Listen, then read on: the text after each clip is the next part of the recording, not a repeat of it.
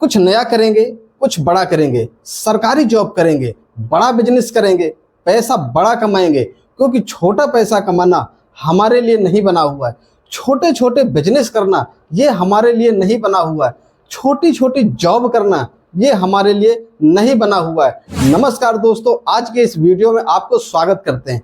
मित्र, आज का जो वीडियो है, आज का जो टॉपिक है, ये उन लोगों के लिए है जो लोग सोचते सोचते अपनी उम्र 30 से 35, 35 से 40, 40 से 45 पार कर दिए हैं। समय बहुत ज़्यादा आगे बीत चुका है। अब समझ में नहीं आता है कि क्या करें। तो ये वीडियो उन्हीं के लिए है। समझ में आया कब? जब पड़ोस में हमारे बच्चे किसी से छद्दर करते हैं या कोई वजह से, तो पड़ोसियों ने कहा कि आपके बच्चे बड़े हो गए हैं, इनको थोड़ा संभालो।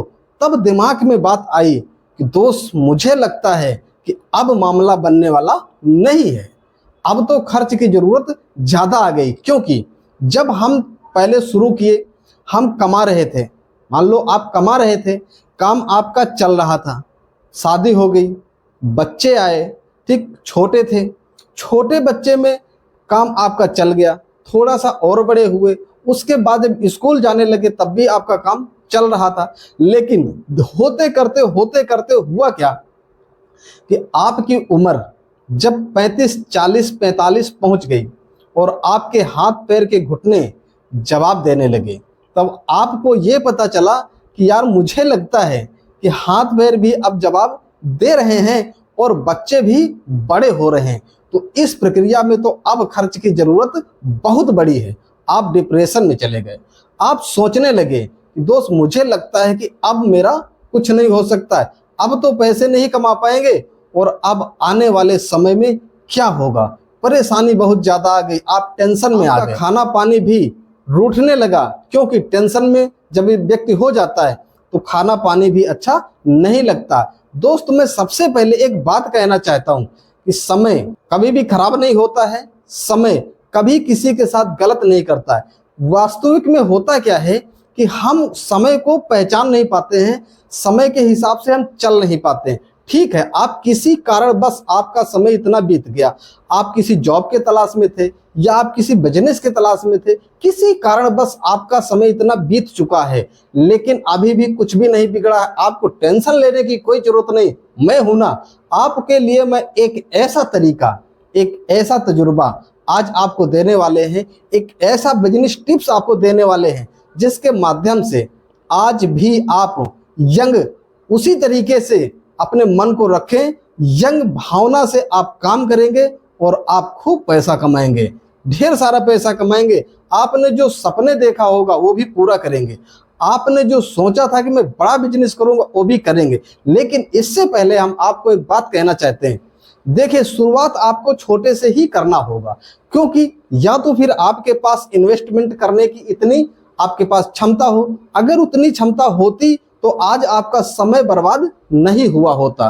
तो दोस्तों, आज आपका जो समय बर्बाद हो गया वो तो वापस नहीं आ सकता, लेकिन आप सिस्टम से उस समय के, मतलब इस समय के हिसाब से उस समय की बराबरी कर सकते हो। शुरुआत आपको छोटे से करना है, लेकिन सिस्टमेटिक ढंग से करना है।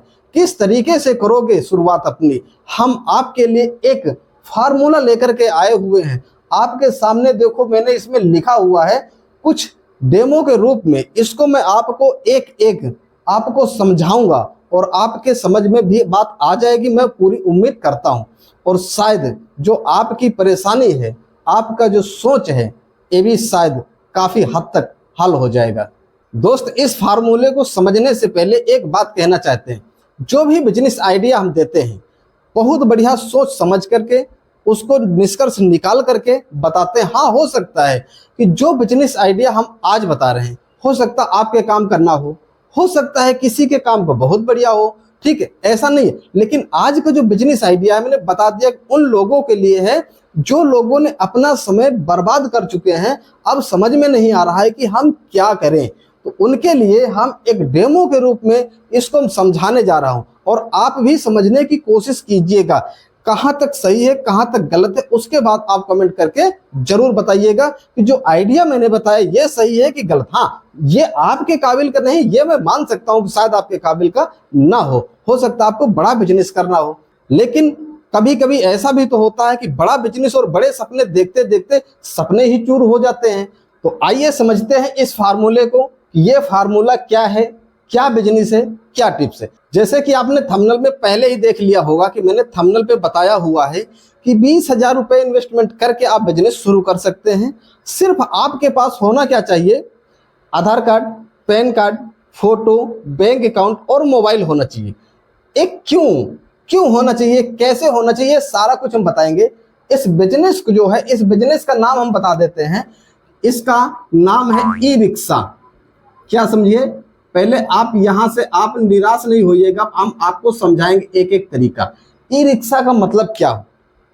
देखिए, आपके पास पैसा नहीं है ज़्यादा और आप काम शुरू करना चाहते हैं। हो सकता है कि आप ग्रेजुएशन किए हो सकता है कि आपका बहुत बड़ा मान सम्मान हो, आप कोई छोटा मोटा वैसा काम नहीं कर सकते हैं जिसके कि आपको शर्म लगती है या जिस काम को आप कर ही नहीं सकते हैं, आपके नियम के खिलाफ है। लेकिन ई रिक्शा का काम सारे लोग कर सकते हैं। अब इसे करना कैसे, ये बात भी आप कमेंट में कहेंगे कि ई रिक्शा तो बहुत ज़्यादा मार्केट में हो चुका है, इससे कैसे इनकम होगा। दोस्त मैं बताता हूँ, आप ये बताइए, जनसंख्या इतनी ज़्यादा है, क्या जनसंख्या कभी कम होना है। जनसंख्या तो रोज बढ़ती रहेगी, बिजनेस रोज बढ़ते रहेंगे, कंपटीशन रोज आता रहेगा। तो क्या कमाई करने वाले कमाएंगे नहीं, क्या खाएंगे नहीं, सब कुछ करेंगे। क्या ई रिक्शा बंद हो जाएंगे बिकना, ऐसा नहीं है। तो उसी तरीके से आज आपको हम क्या बता रहे हैं कि यदि अगर आप मान लो इन्वेस्ट कर सकते हो तो आप नगद में ले लीजिए, जो कि 1.5 लाख से 2 लाख के करीब में ई रिक्शा आता है। हम राउंड फिगर में 1.7 लाख मतलब 1,70,000 मैंने लिखा हुआ है कि अगर आप डाउन मतलब कैश में लेते हैं तो ऐसे ले सकते हैं। किसी कंपनी का थोड़ा सा कम होता है, किसी कंपनी का थोड़ा ज़्यादा होता है, इस करके मैंने बीच का प्राइस रखा हुआ। लेकिन यदि अगर आपके पास पैसे उतने नहीं हैं और आप उतने इन्वेस्ट नहीं कर सकते तो आप डाउन पेमेंट पे यानी कि किस्त पे, लोन पे आप ले सकते हैं, जिसमें कि 15 से 20,000 रुपये लगा करके आपको ई रिक्शा मिल जाएगा। ठीक, हर एक शहर में मिल जाता है, हमारे यहाँ तो मिल जाता है भाई। ठीक, मैंने कंपनी जो ये मतलब एजेंसी होती है वहां पर भी जाकर के मैंने बात किया, जो लोग काम कर रहे हैं, चला रहे हैं, उनसे भी मैंने बात किया है। उसके बाद इस फार्मूले को आपको मैं देने की कोशिश कर रहा हूँ। देखिए, जैसे कि आपने 15 से 20,000 रुपए दे करके आपने ई रिक्शा ले लिया, ठीक, उसके बाद आप किस्त बनवा लेते हो। अगर 1 साल में आप भरते हो तो आपको राउंड फिगर में 13,000 रुपए आपको महीने की देना होगा। अगर आप 24 महीने की किस्त बनवाते हो तो राउंड फिगर में आपको 7,000 की होगी। अगर 3 साल का आप 36 महीने की बनवाते हो तो आपको 4,000 रुपए की किस्त देनी होगी। अब देखिए, जो ये किस्त मैंने लिखा ये एक्यूरेट कंप्लीट नहीं है, ये जब आप फाइनेंस कराओगे तो इसमें थोड़ा सा आगे थोड़ा सा पीछे होगा। राउंड फिगर में लगभग में हमने आपको बताया कि लगभग इतनी किस्त आपकी पड़ेगी। हाँ, बहुत से लोग 5 साल तक की भी किस्त करवाते, लेकिन हम आपको ये कहेंगे कि 5 साल की किस्त न करवा के आप बहुत अधिक कराएं तो 3 साल 36 महीने तक ही कराएं, इतने में ही आपका आधा हो जाएगा। ठीक, अब ये बात आ गई कि यहाँ से अगर आपने मान लो गाड़ी ले लेते हो, आप इससे कमाई कैसे करोगे। देखिए, कोई भी ई रिक्शा मिनिमम से मिनिमम कम से कम 100 किलोमीटर ये चलता है। ठीक, 100 किलोमीटर भाई बहुत होता है, आप समझिए। अब अगर इसको आप मान लो सवारी गाड़ी आपने लिया, क्या सवारी गाड़ी, अब सवारी गाड़ी लेते हो तो सवारी गाड़ी में आपको उस रोड पे पकड़ना है काम जिस रोड पे काम बराबर मिलता है। भले ही आपके घर से थोड़ा 2 किलोमीटर 4 किलोमीटर 6 किलोमीटर दूर से आपको काम करना हो, वहां से आपका काम शुरू हो जाएगा। जब यहां से आपका काम शुरू हो जाएगा तो मैंने बात किया है, लोग जो मेहनत करते हैं, काम करते हैं, राउंड फिगर में कम से कम नहीं तो वो 1,000 रुपए कम से कम कमा लेते हैं। ठीक, ज्यादा से ज्यादा बताए कि 1,500 रुपए तक की कमाई हो पाती है। अगर आप लोडर गाड़ी लेते हैं, देखिए दोनों तरीके की गाड़ी होती है ना, लोडर भी आती है और सवारी भी आती है। अगर लोडर गाड़ी लेते हैं तो इसको भी आप कहीं ऐसी जगह पर लगाइए जहां से आपको लोडिंग का काम बराबर मिलता रहे। अब यहाँ पर एक चीज हम आपको बता देते हैं, मोबाइल वाली जो बात मैंने बताया कि मोबाइल होना चाहिए। मोबाइल का मतलब ये है कि जैसे आप सवारी गाड़ी आप चलाते हो तो आप अपनी गाड़ी पे अपना नंबर लिखवा के रखिए, ठीक है। तो नंबर लिखवा कर रखोगे तो लोग जो आते जाते देखते हैं, बैठते हैं, तो वो आपका नंबर नोट कर लेंगे। और अगर कोई बात करता है कि भैया इमरजेंसी पर आप काम कर दोगे, तो बिल्कुल हाँ कर देंगे। तो वो फोन करेंगे तो उस फोन के जरिए से भी आपको काम मिल सकता है, ज़्यादा बढ़ सकता है। अगर लोडर गाड़ी है तो लोडर गाड़ी के लिए तो मोबाइल बहुत ज़रूरी है, क्योंकि कहाँ पर किसका सामान कहाँ पे ले जाना है, कहाँ से उठाना है, कहाँ छोड़ना है, इसके लिए अगर मोबाइल नहीं होगा तो आपके पास इंफॉर्मेशन कैसे आएगा, कैसे आपको जानकारी मिलेगी। इसलिए मोबाइल तो होना चाहिए। और जो मतलब डॉक्यूमेंट बताया वो तो आपको फाइनेंस कराने में लगना ही लगना है। फाइनेंस कराएं या आप नगद में लें, लेकिन वो कागज तो आपके लगने हैं। तो इस तरीके से आप कमाई कर सकते हो। अब यहाँ पर आप देख लीजिए कि मान लो कि 1000 रुपये डेली का ही आप काम करते हो, तो 1000 गुणे 30 दिन आप देख लीजिए, तो 30 दिन के हिसाब से आपका कमाई कितनी हुई, 30,000 रुपया, ठीक। अगर मान लो कि आप इसमें से कोई भी किस्त करवा के रखते हो, कोई भी किस्त आप करवा के रखते हो, अगर 1 साल की भी करवाते हो तो 13,000 की होती है, ठीक। अब यहाँ पर आप 13,000 रुपये माइनस कर दीजिए। जब 13,000 माइनस कर दोगे तो 0 0 0 और यहाँ पर 7 आ जाएगा, और ये बचे कितने आपके पास, 17,000 रुपये। अब इस 17,000 रुपये में से आपको माइनस करना है मेंटेनेंस। हम कहते हैं अब 4,000 रुपये मेंटेनेंस का आप माइनस कर दीजिए, तब भी आपके पास कितने बच जाएंगे, यहाँ पर 13,000 रुपये, ठीक। यानी कि आपकी किस्त भी चली जाएगी और आपका मेंटेनेंस भी हो जाएगा। इसके अलावा आपका बिजली का खर्च, ये भी आपको जोड़ के रखना है। अब अगर बिजली का खर्च एक दिन का अगर 100 रुपये आप लगाते हो, तो 30 दिन का आपका 3,000 रुपये का बिजली का बिल हो जाएगा, ठीक है। तो यहाँ से आपका बच रहा है फिर 10,000 रुपये, यानी कि आप बहुत आराम से 10,000 रुपये महीने का बचत कर सकते हो। अब यहाँ पर आपको सोचने की बात यह है कि 10,000 रुपये आपको आने लगे, आप स्वयं के मालिक हैं, जब चाहे काम कर सकते हो, जब चाहे काम बंद कर सकते हो। अब आप सोचोगे कि हम तो बड़ा सपना देखे थे, 1,000 रुपये बचा करके कैसे बड़ा सपना पूरा कर सकते, इसका भी हम रास्ता बताते हैं आपको। अब जो 10,000 रुपये आपका बचता है, यहाँ से आपको आगे कैसे अपने काम को बढ़ाना है, किस तरीके से अपने बिजनेस को आपको मेंटेन करना है, उसके लिए हम बताते हैं आपको। जो आपने 1 साल का जो आपने EMI कराया, बाकी अपने हिसाब से देख लीजिए, मैं 1 साल को बता रहा हूँ, 1 साल को जो EMI आपने कराया है, इस EMI को आपको 13,000 रुपये महीने देना है, ठीक। 13,000 रुपये महीने देना है। आपने 30,000 रुपये महीने कमा रहे हो, जिससे कि आपको 10,000 बच रहा। 10,000 से आपका खर्च आराम से चल जाएगा। अगर आप चलाना चाहो तो वैसे तो 50,000 में भी खर्च नहीं चल पाता है ना, लेकिन अगर चलाना चाहे व्यक्ति नहीं भाई, तो खर्च चल जाएगा।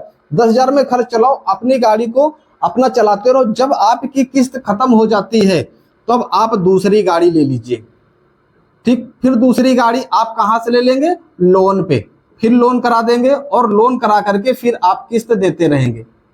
तो आपके पास एक गाड़ी पहले से थी, दूसरी गाड़ी आपके पास हो गई। अब एक गाड़ी को आप रेंट पे दे दीजिए, किराए पर दे दीजिए किसी को, ठीक। वो चलाएगा 200 रुपये, 250 रुपये, 300 रुपये, जिससे भी आपको जिस हिसाब से सेटलमेंट होता है उस हिसाब से वो व्यक्ति ला करके आपको देता रहेगा। अब आपने जो एक गाड़ी को आपने दिया है यहाँ पर किराए पर, उस गाड़ी से मान लीजिए कि आप 250 रुपये डेली का लेते हो, ठीक।